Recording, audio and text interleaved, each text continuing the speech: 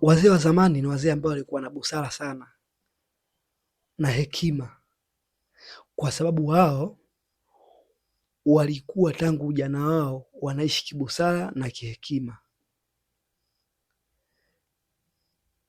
tofauti na kizazi cha sasa hivi ambazo kidogo kishaanza kupoteza hadhi yake kama zamani.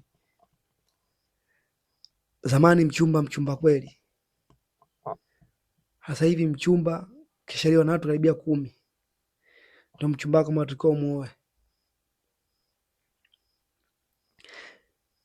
Lakini wewe nikusimulie kidogo kuhusiana na wazee wa zamani, kwa afu mwenyewe mpenzi mtazamaji wa Maisha Safari Channel uone kama hiyo hekima au sio hekima, au busara au sio busara.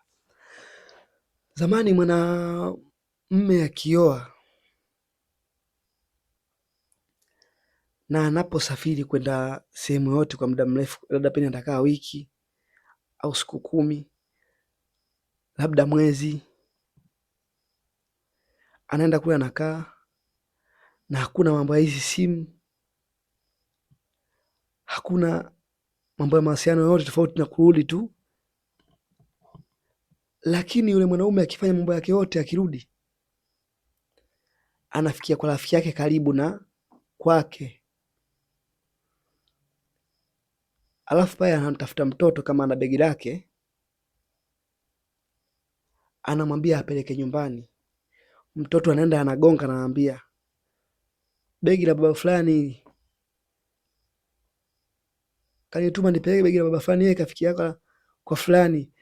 Na ule mwanamke akishajua tu kwamba huyo kafikia kwa fulani, anajua yule rafiki yake, kwa kaanza kwenda kumsalimia pale, akitumaiza hapo anakuja kwangu, sababu wangu mimi tukawa napata muda mrefu wa kukaa mimi kuliko wale, sio aje afunza aende kusalimia kule.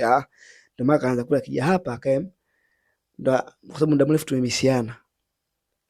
Na lengo hilo lilikuwa moja tu, wenzetu vijana wa zamani na wazee wa zamani walikuwa wanatunza ndoa zao au wanatunza mahusiano yao. Kivipi? Mtazamaji wa Maisha Safari Channel, kabla hujaelewa hapo, ngoja nikuelekeze vizuri.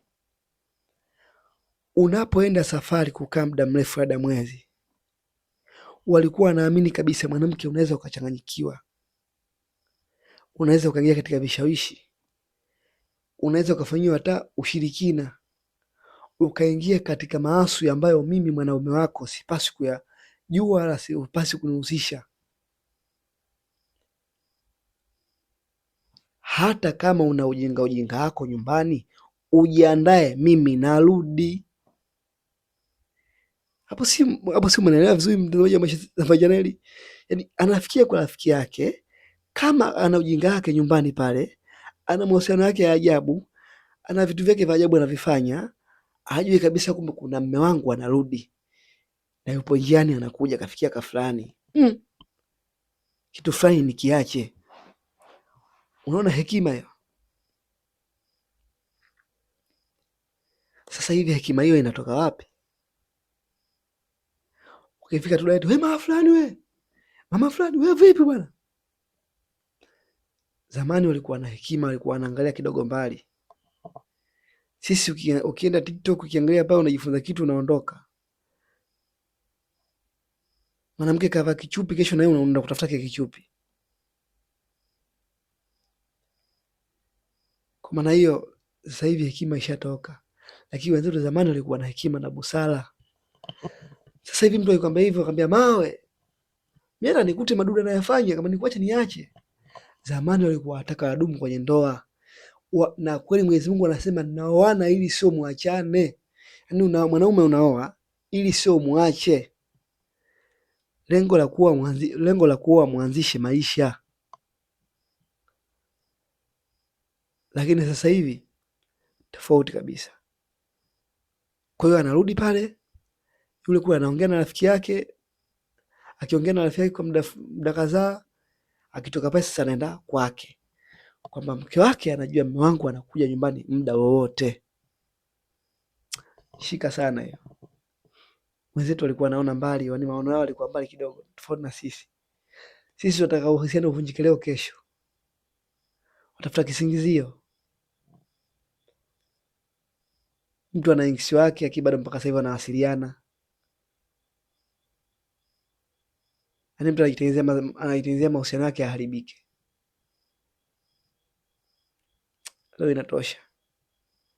Ujumbe huo mfupi natumai umejifunza kitu, na kwa kuwa umesikiliza mwanzo hadi mwisho, mimi nakupa sauti, sina jinsi, wewe ni jeshi.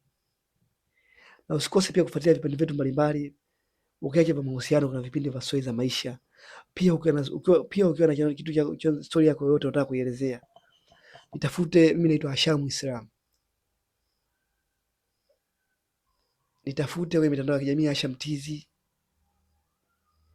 TikTok, Instagram na Facebook. Ni cheki, ingia Instagram pale, nitumie ujumbe mifano bin fulani, kuna kipindi chako nimekiona muda fulani na nimekipenda, na mimi kuna kitu nataka nielezee katika masuala yangu, inakuwaje?